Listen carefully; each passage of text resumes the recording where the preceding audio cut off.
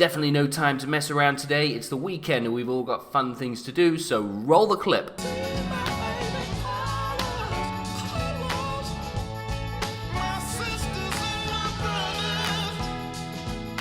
What would you like the power to do? Well, Bank of America, there is something that I would like. Yes, I would like, somewhere where I can store my money safely, securely, privately, somewhere where whoever's holding the keys to my money, if at all they need to, won't just suddenly start acting like an investigation organization, some kind of, intelligence agency like the FBI or the CIA, and start profiling their own customers.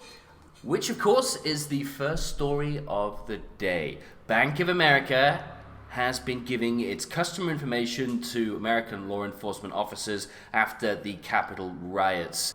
This is slightly different from a normal investigation where the government would say, we have reason to suspect that these people have been engaged in certain criminal activities, and here's the warrant to get their information.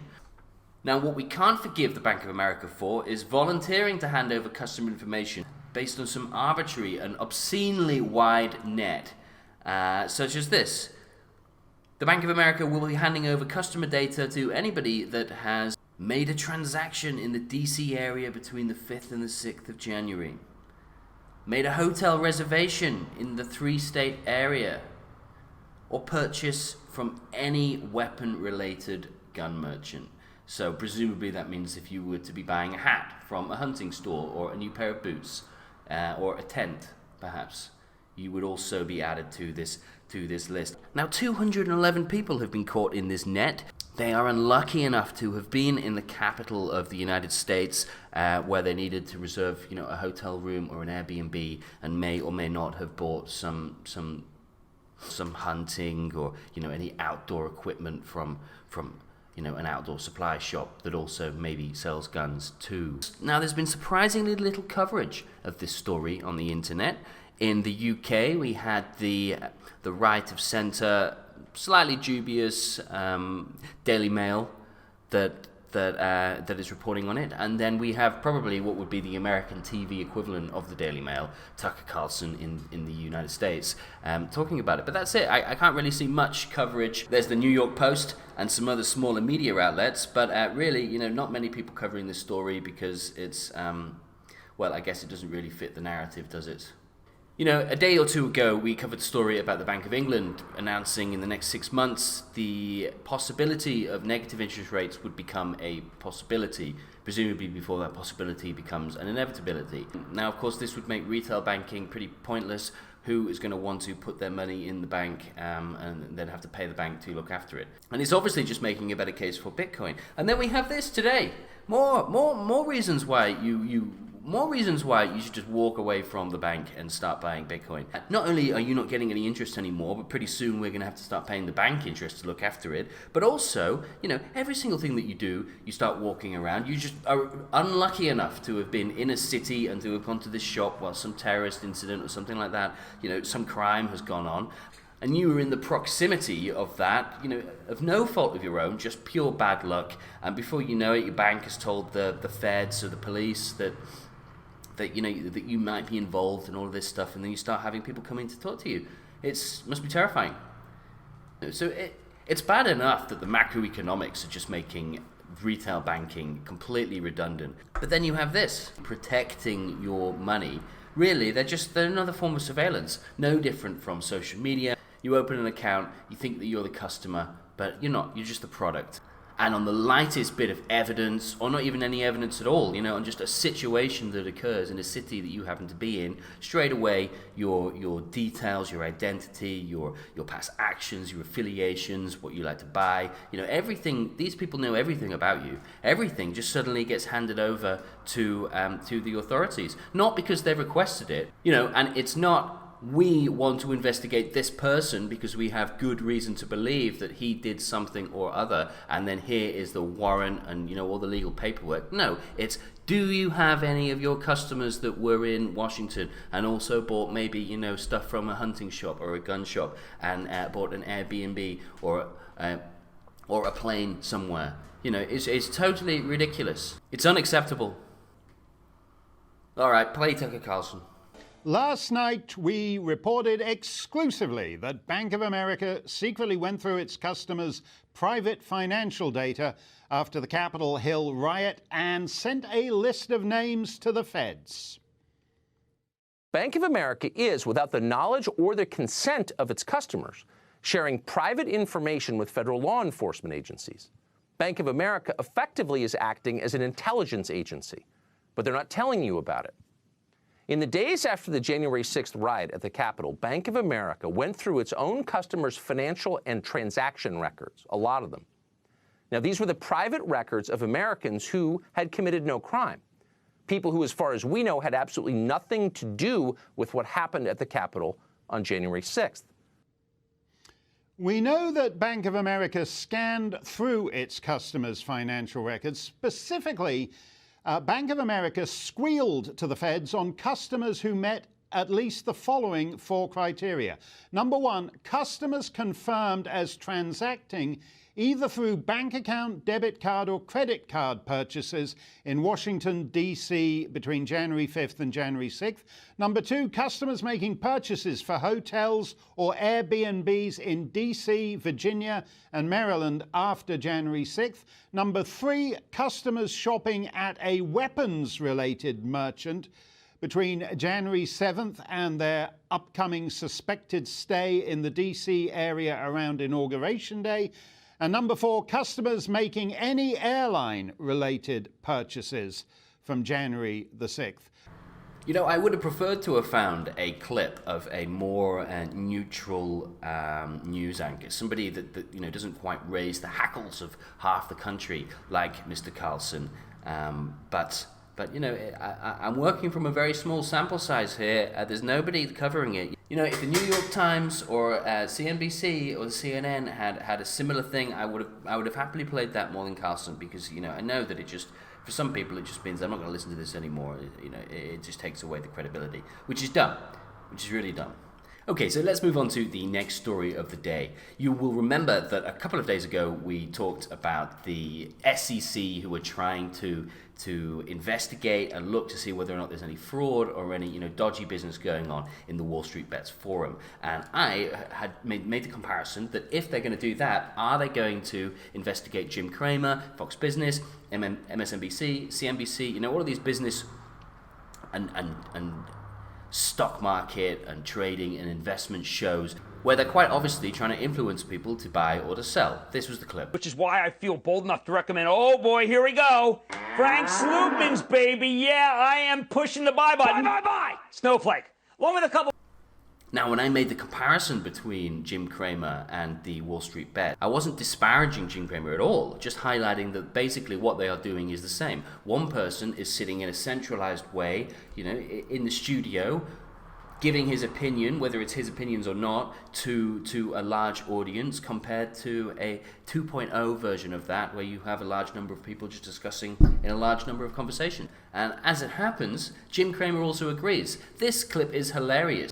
Jim knows better than anybody else what you can and can't say when it comes to pushing stocks, what is free speech, and what is seen as manipulation. Okay, we're going to play the clip in a minute, but I really must take my hat off to you, Jim Cramer, because I couldn't agree with you more. And this guy who's arguing for more regulations and tighter restrictions on this kind of trading activity that's going on in Reddit is just really does represent exactly the kind of people the only people that I've ever seen to be against the wins that Reddit is having at the moment. Just basically an elitist. These people don't know what they're doing. We need to protect them from themselves. They don't have a chance. They're going to lose money. They don't really know what they're doing. They can't answer the reasons why they want this stock. And as Jim Cramer says, they don't need to answer any of these stupid questions. They don't need to have any of these justifications. All they need to say is, we like the stock. You can put them up in court. Why did you buy it, sir? I like the stock. But you don't know anything about it. I like it. I like the stock. What kind of case do they have? We like the stock. We like the stock. What about because it's not profitable, or because of this, or the CEO? I like the stock. I actually think, Herb, that they're smarter than we think. They're after the ones that are too shorted. No, short selling is not dead, but they're very smart about what to target. Wait a minute. What you just said, target. So here's my question. How is it that they can target, and that's legal, and if there was, in the old days, a bear raid, that was illegal? When does this become manipulation, Jim? It's such a tough question because, remember, what's manipulation? How about if an analyst came out right now and said, I think GameStop is going to 250? Would we give that person a pass? Yes, because of the First Amendment.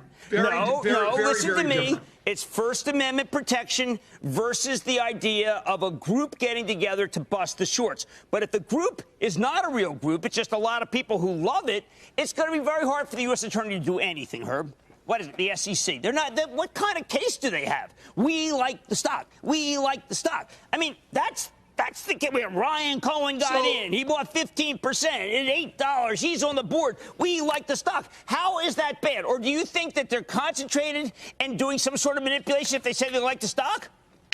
Well, I don't know if they're concentrated because I don't have subpoena power and I can't really go out that's and look always at it. been your problem. I could argue I don't even know if there are foreign powers at work here behind the scenes trying to make chaos of our markets. Let me ask. Justify the stock somehow. And that's where I believe you get into this issue of aggressive accounting, which people don't pay attention to any of that anymore. They haven't for a long time. People start getting more aggressive. They get hooked on the drug of aggressiveness. And that's why Jim Chanos is out there talking about the golden era of fraud. I was literally this is going to be thinking a of that. very interesting period going forward. I was literally very thinking interesting. of Chanos Singh, the golden age of fraud, when he was with us. The golden age of fraud? The other day. Wait. Okay, so tell me, was the fraud Wall Street Bets decided to go after Bed Bath because some idiots are shorted when the Has whole nothing company to do has with Wall changed? Street Bets. 67% short and the whole company's better than it used to be? What is the case to be short Bed Bath & Beyond? And Jim Cramer is just totally right. You can't argue with that logic. Okay, so let's move on to our last story of the day. A German man who has been caught and charged for some kind of fraud, at least, has a hardware wallet or some kind of device with 50 million euros on it. The hardware device, of course, has been confiscated because it's a physical object, and that's what states can do. They can take things physically. But what they can't do, short of torture, which even the Germans, I suspect, in 2021 aren't capable of doing, at least for 50 million euros, is force him to reveal his password. Now, in the article, it's not clear whether this is just a password to access a hard drive that just has like a file on it with his seed keys, or whether or not the thing that he's not revealing is the seed keys, the 24 words that unlocks his Bitcoin on the blockchain. Because he says, the man was sentenced to jail and has since served his term, maintaining his silence throughout, while police made repeated failed efforts to crack the code to access more than 1,700 Bitcoin, said a prosecutor in the Bavarian town of Kempten. Now, this has been written in a way that leads me to believe that the journalist thinks that there's some kind of hard drive with 1,700 Bitcoin on them.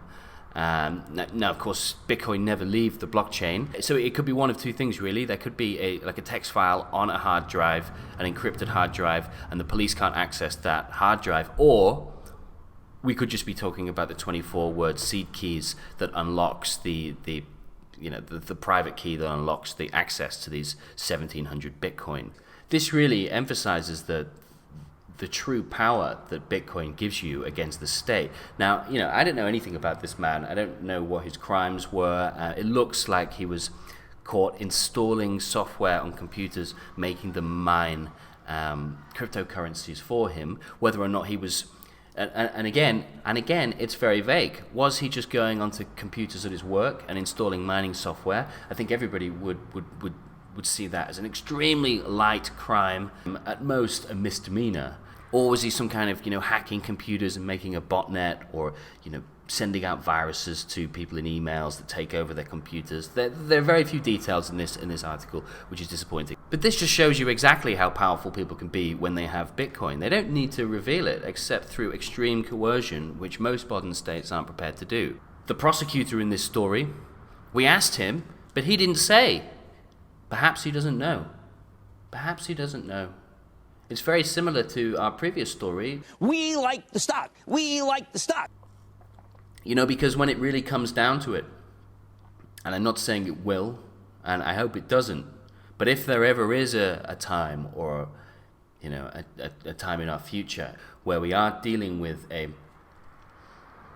tyrannical regime that is trying to seize our wealth, take away our Bitcoin, our assets, just like is happening in many, many countries. They have the final defense that no other asset holder has, which is, of course, I've lost my keys. If you like this show, please consider giving it a like and subscribing.